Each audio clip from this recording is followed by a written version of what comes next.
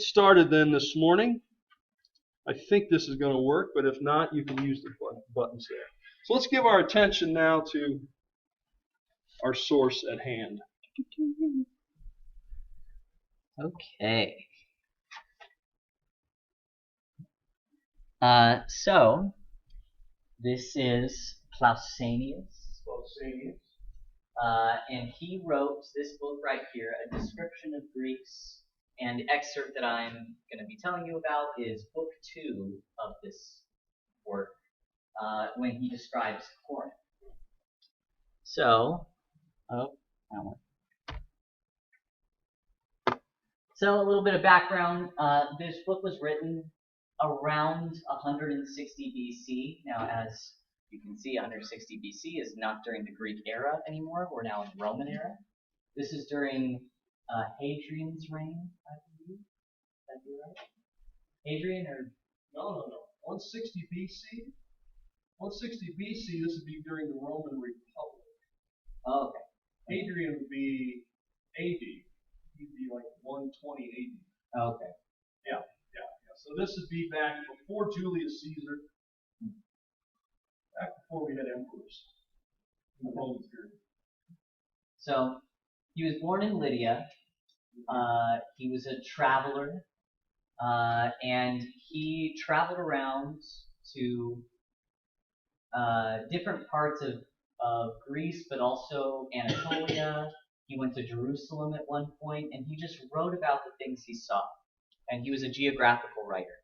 So each city that he visited, he would describe kind of the history of the city according to the locals, the legends they believed, the ceremonies they practiced, and then the things that are most important to us as historians are his descriptions of great pieces of Greek art that he described in detail that he was able to see. And since a lot of those pieces have since been destroyed or disappeared, his source is really, really incredible.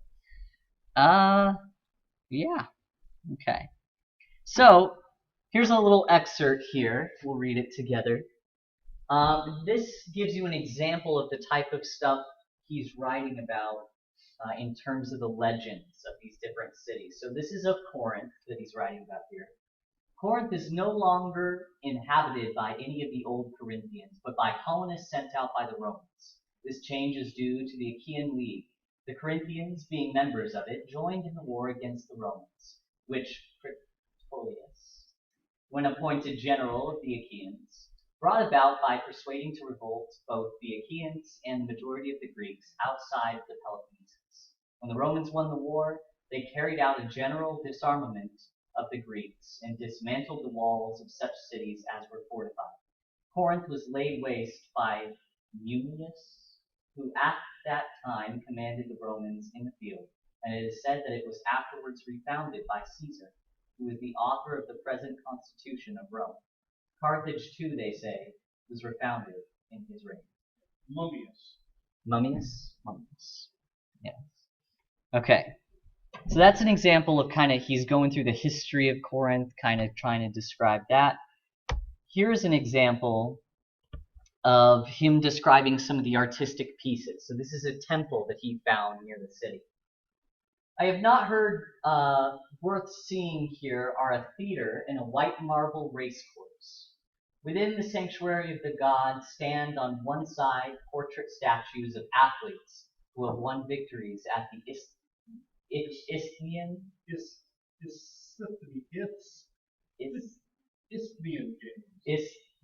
Games. On the other side, pine trees growing in a row, the greater number of them rising up straight. On the temple, which is not very large, stand bronze tritons.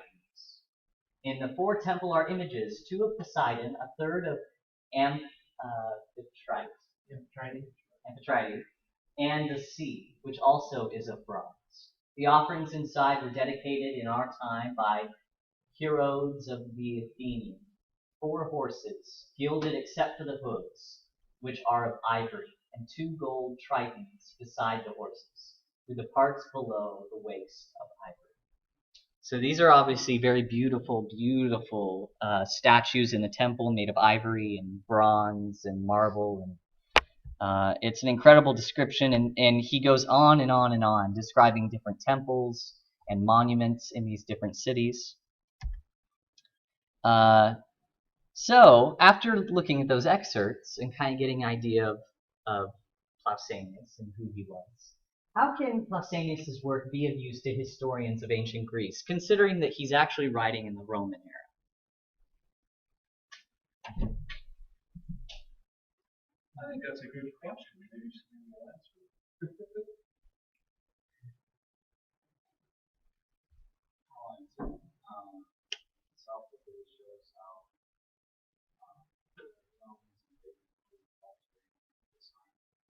it. Mm-hmm. One way, yes. One way. Mm-hmm. Yep. One of the important things about him is that a lot of these monuments and temples don't have, we don't have any other documents attesting in as much detail as he gives of these monuments. The ones that are still preserved, he describes in enough detail that we can corroborate them and say, like, oh yeah, he was definitely looking at the same temple that we're looking at thousands of years later. So his work, even though it's a few hundred years after what we're studying right now, does give us a good picture of the type of art that was being created in Greece during the classical era. Okay, what are the limits of what can be learned from his work? As historians, what should we be careful of in using this source? The fact that we use him is more of a secondary than a primary. So he's talking about what had happened instead of actually witnessing it. Mm-hmm. So he's more secondary than the primary. Yes. Yeah, for sure. Mm-hmm. I assume in some class, perhaps you have with Dr. Schneider, you talk about primary and secondary sources.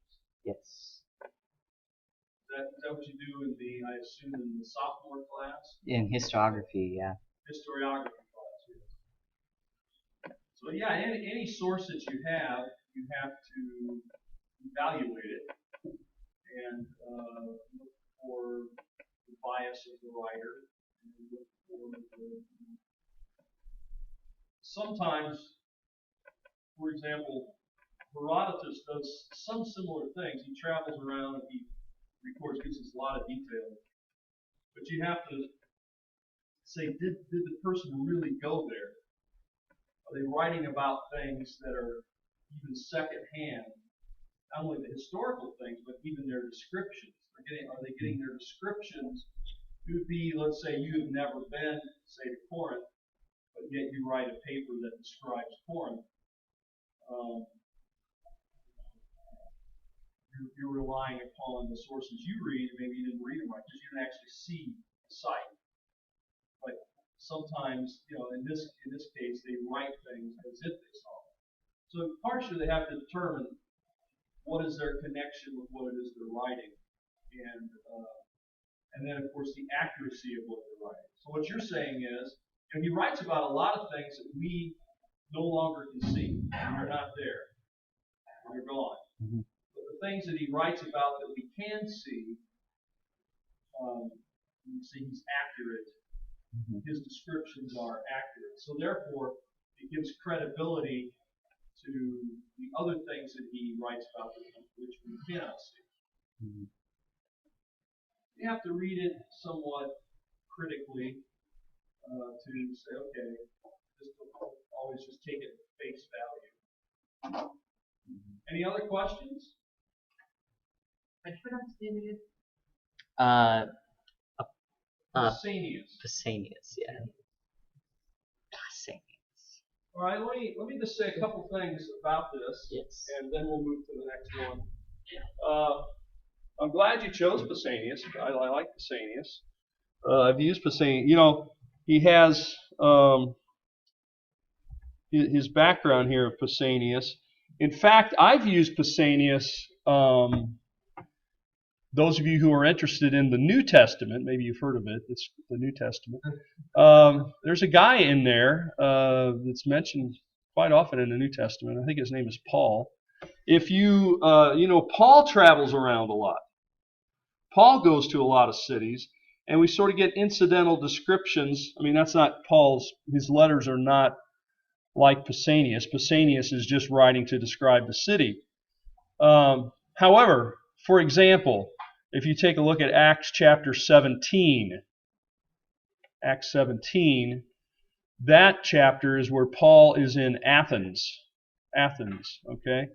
And Paul, the Apostle Paul says, as he speaks before the Areopagus, right? And he says, I have, look at your city. It's a very religious city. Is this familiar to you? Very religious city. I walked around your city today, and I saw an altar to an unknown God, right? So that's how he begins his discourse with them, his sermon, you might say. We can get a good idea, a better idea of what Athens looked like by reading Pausanias, because Pausanias definitely describes Athens. And by the way, Pausanias does describe an altar to an unknown God. Now, there's no evidence of that altar to the unknown God physically today. Paul said it. Of course, many people are very critical of the Bible, so they don't want to accept it if it's in the Bible. I mean, it's almost if it's in the Bible, it has to be wrong. So, but Pausanias does mention a similar, altar to an unknown God. Is it the same one Paul's referring to? Well, I guess we don't know, but it does say that there were such things there.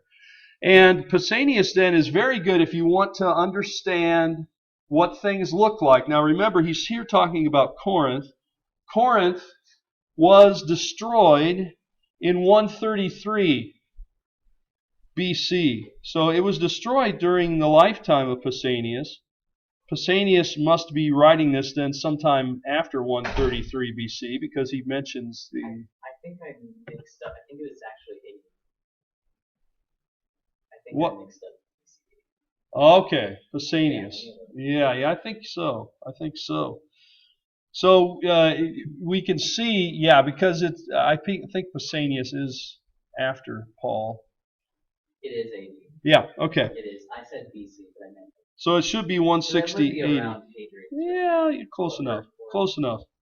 Yeah. So anyway, he gives us a good description, and it is very useful. I can tell you, people who study classical culture, classical archaeology, they use it. And he mentions Mummius, and he mentions the destruction. So the city of Corinth, which you have a picture here at the end, that is Corinth. And up above is Acrocorinth. That's this mountain you see in the background. I've been up to the top of there. It's a pretty good hike to get up there. Up there is the ruins of temples and the ruins of Crusader outpost up there. But there was an ancient temple up there, and that temple was to Aphrodite, actually. The Corinth then was destroyed by General Mummius in 133 for rebelling against the Romans, and they tore down every building except the one that you see here. You see these columns that are here. This is a good example as we were talking of a Doric temple. You see the columns or the capitals? Those are Doric style, and that's the temple to Apollo at Corinth. That's the only thing they left standing out of respect to the god Apollo, not out of respect to anybody at Corinth. They destroyed everything else, so everything else that you see the ruins of there was built in the Roman period. Rebuilt by Julius Caesar about 100 years later, after it was destroyed. As to Carthage was destroyed a few years before this city, and everything was leveled there too. The Romans made it a point, made it an example for others. So Pausanias is a great source for us, and we will continue to use that, I hope, in the future. All right, our next presentation is on Plutarch. Can I use this? Yes, you can use that, or you can just use the arrow keys Okay. over there if you rather. Alright, I decided to do my second source on Plutarch. So, Plutarch was a Greek biographer and essayist.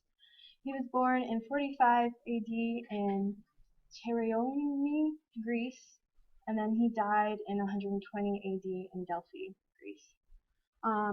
When he was a young man, he studied mathematics and philosophy at the Academy of Athens under Ammonius from 66 to 67. And then when I was looking him up, it said he became a Roman citizen, but it did not say when. And when he became a Roman citizen, he was given the name Lucius Mestrius Plutarchus. And the first two names are from his sponsor, it said, who had the same, and then the last name is obviously his own. So his surviving works were originally written in Greek, but the audience was for both Greek and Romans. And the one biography that I'm going to be going over is Alcibiades. Alcibiades, and was written in 75 BCE. This is a photo I found of him, and it's in his hometown of where he was born. Alright, this is just a small snippet because it was very, very long. It's the beginning of the biography. Alcibiades, as it is supposed, was anciently descended from Eurystheus, the son of Ajax, by his father's side, and by his mother's side from Alcmaeon. Dinoshme, his mother, was the daughter of Megacles.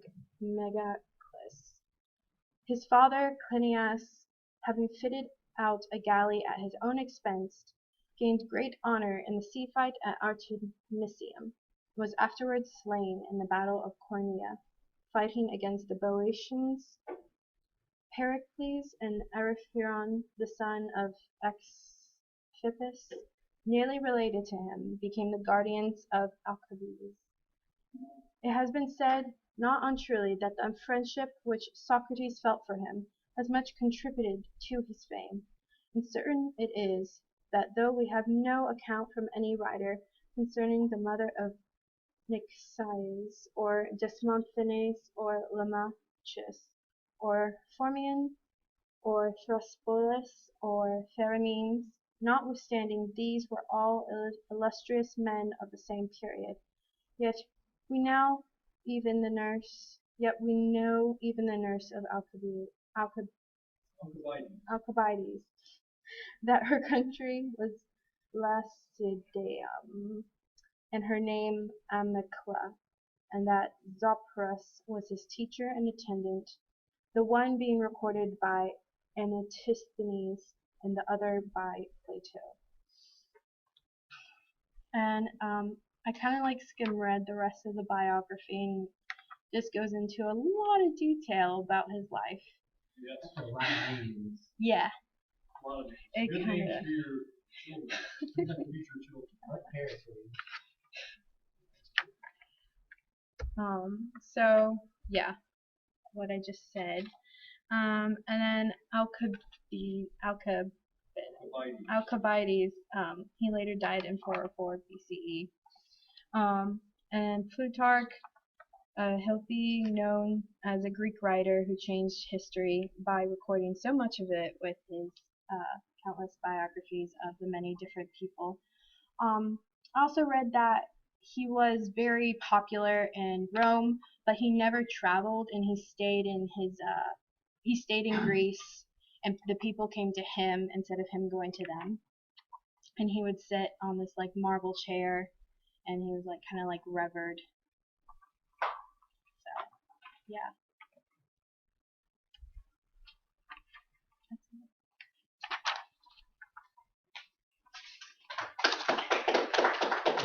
Thank you. Do we have questions?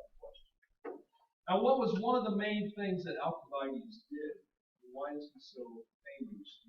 I've read I think he was a general, and he was an orator. I don't know exactly what for, but Remember, he dies in 404, so he is involved in the Peloponnesian Wars, the wars between the Greeks.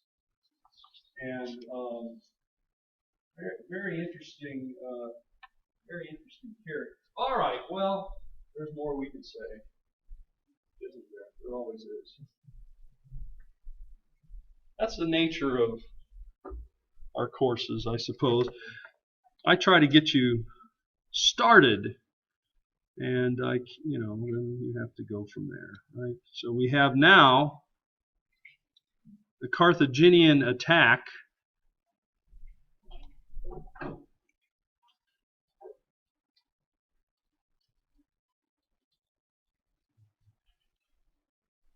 All right. Now we will hear about the Carthaginian attack on Sicily. How dare they? All right.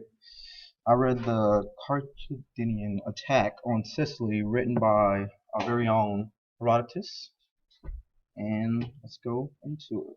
If it moves, it doesn't move. It moves. All right. Some of the key people and relationships that were involved in this conflict was what's his name? Turilius, the tyrant of Himera, which is in the northeastern part of Sicily, and he was a leader there, but he wasn't per se Greek. He came in because he overthrew a ruler that was there before, and Hamilcar is the ruler of Carthage, which is in northern Africa in the Tunisia area. And Gelon, the tyrant of Syracuse, was a military leader there. He controlled Syracuse, which was like the capital of the time in Sicily. And Aneles is the tyrant of what did he say that?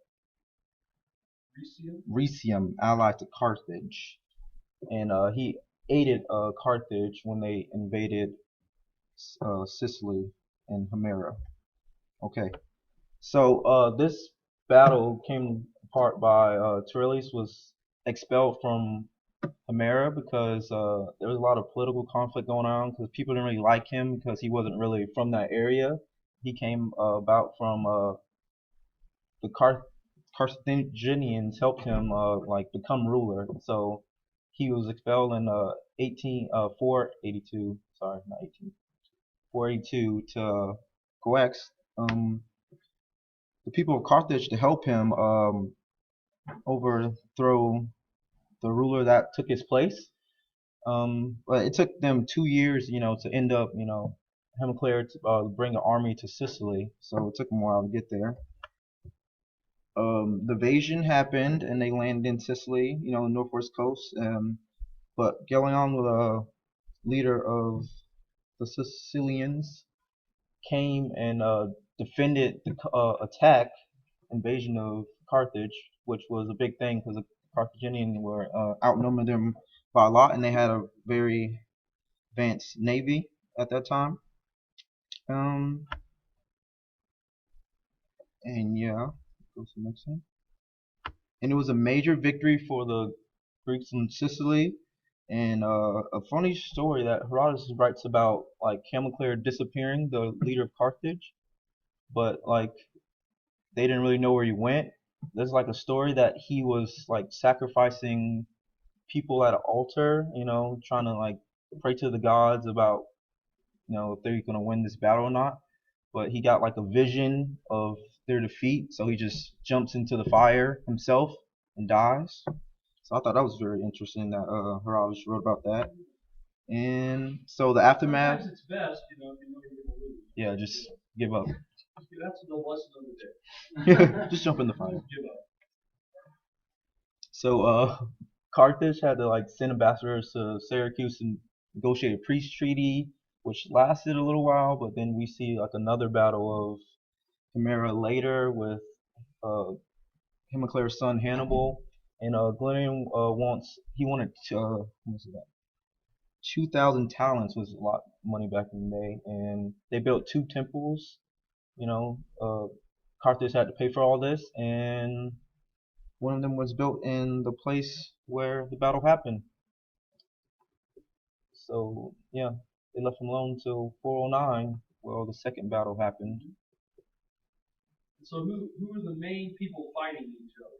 Many people fighting each other. Yeah, you got Carthage, And the people of Syracuse, who are Greeks. who were Greeks. Yes. Yeah. Right. So remember that we had mentioned long ago. Yeah, now, long seems ago. like a long time ago, that the Greeks had colonized all over the Mediterranean. Remember, I showed you that map that shows us southern Italy and Sicily and Sardinia and so forth, and southern France and parts of Spain. All of that had been settled by the Greeks. And in fact, so much so that even later on, the Romans, as they were growing during the same period, called that Magna Graecae, Greater Greece. Greater Greece was the southern part of Italy and Sicily. And by far the most important city, the most important Greek city in that whole area was Syracuse. In fact, it was one of the greatest cities of any. I mean, it rivaled Athens and Corinth and so forth, Syracuse. So this is a very powerful city, and this shows the conflict between Carthage and the Greeks, the Greek city, especially Syracuse, early on here, as you can see, 409. So this kind of established then the limits of control that the Carthaginians had. They were looking to expand. Syracuse was able to stop them. Yeah, stop them expanding. And not take that city, because that was the most powerful city in the world. Any other questions? Cool. All right.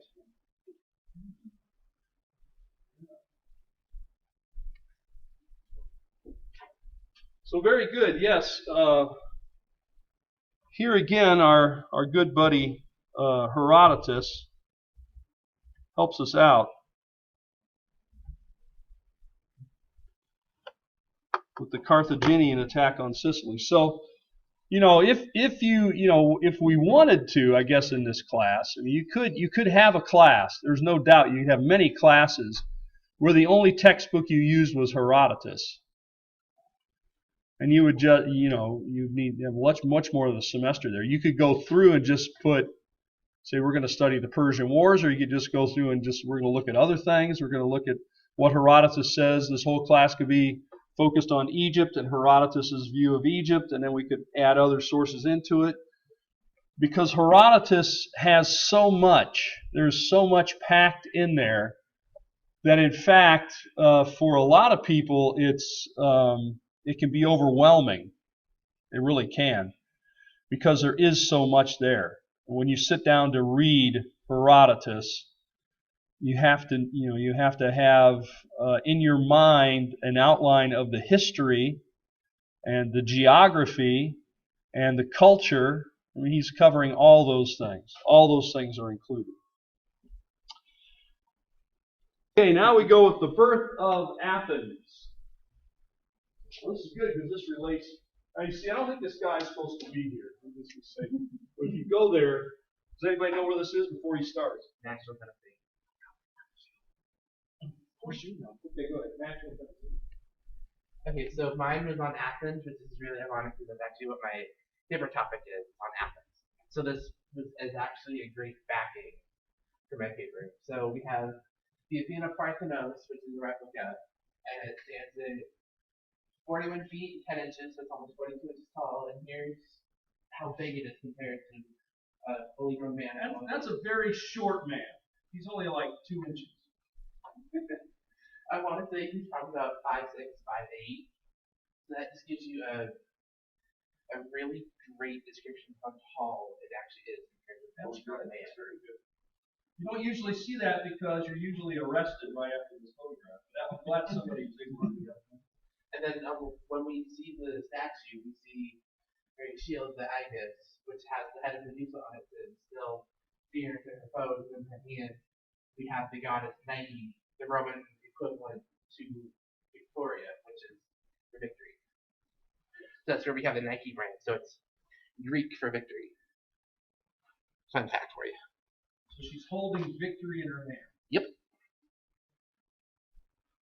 And so, as I went more into this, I found that I was doing more of it on Athena instead of Athens.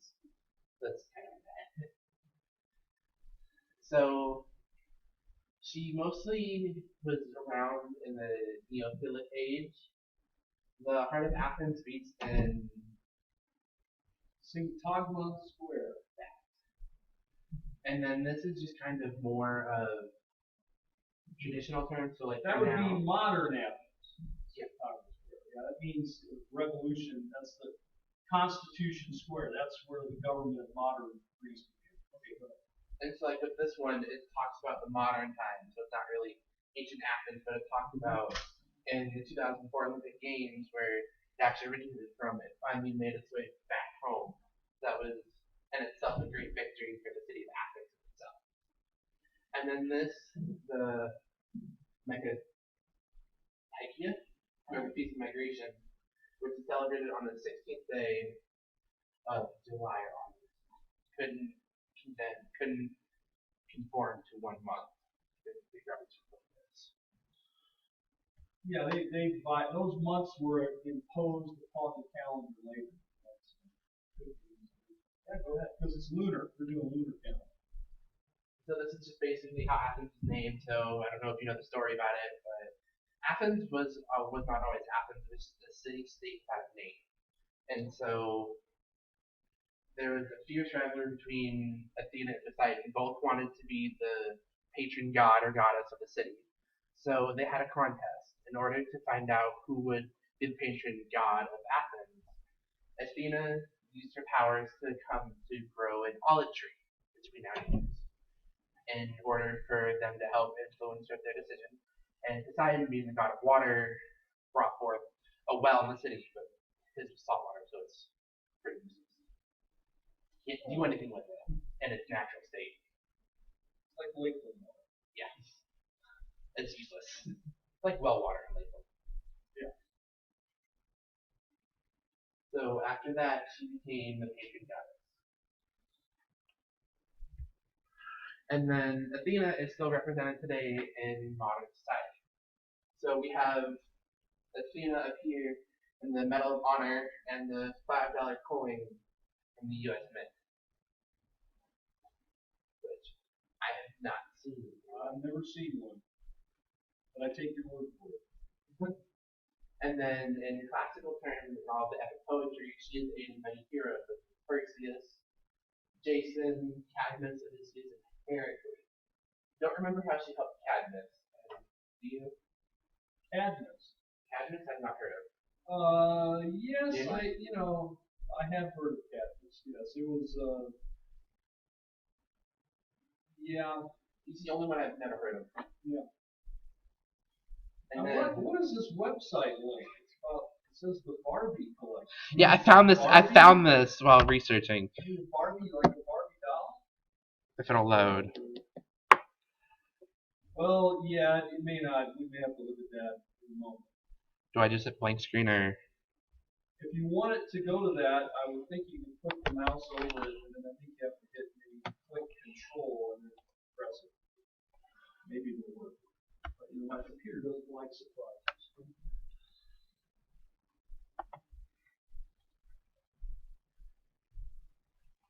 Is it working? It's loading. Barbie as Athena. Is that coming up there? It's not coming up there. So anyways, while that's loading, I'm sure many of you have heard of Harry Potter. The headmaster, Minerva, is actually taken out of the Roman aspect of Athena. So after Rome conquered Athens, or actually, since Rome conquered Greece, they Romanized all of their gods and goddesses, so everyone else is the same. So instead of Athena being the goddess of war, wisdom, craft, battle plans, she became Minerva, basically a useless goddess.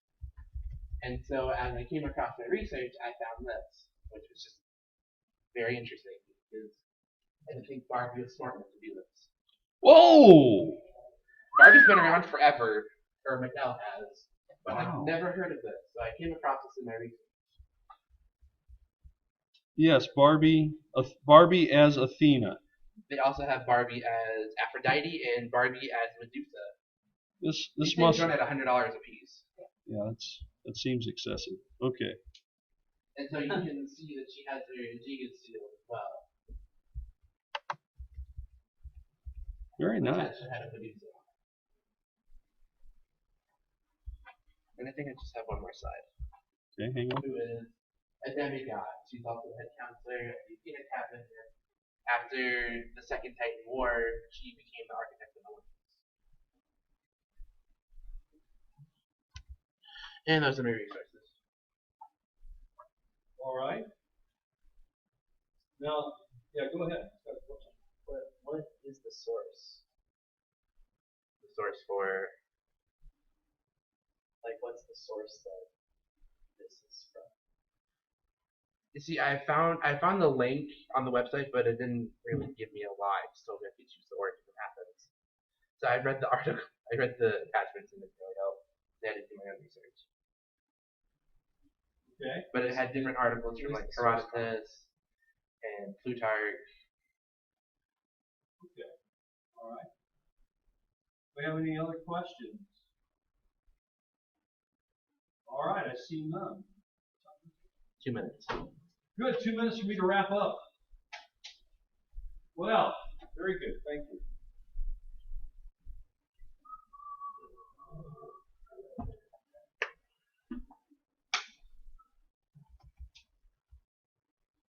I like that picture. All right, so let's remember now that I think from here on out we don't have any days off or any unusual things happening besides, the end of the semester. So that means that we meet twice this week in this class. The German class meets on Wednesday. Next week we'll meet once with this class and twice with the German, and it's going to alternate like that. Okay? So that's sort of our schedule, I think, from here out. So maybe that'll help people.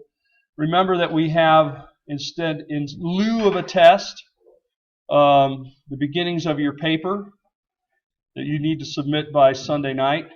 And then we have a couple of video things this week that will get us all caught up on all of that. So I think we're in pretty good shape. Everything that I saw over the past few days I graded.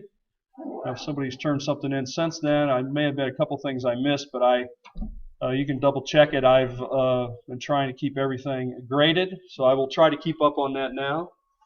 So if there isn't anything else, I think it's about time to quit. So we will see you then on Friday with more presentations.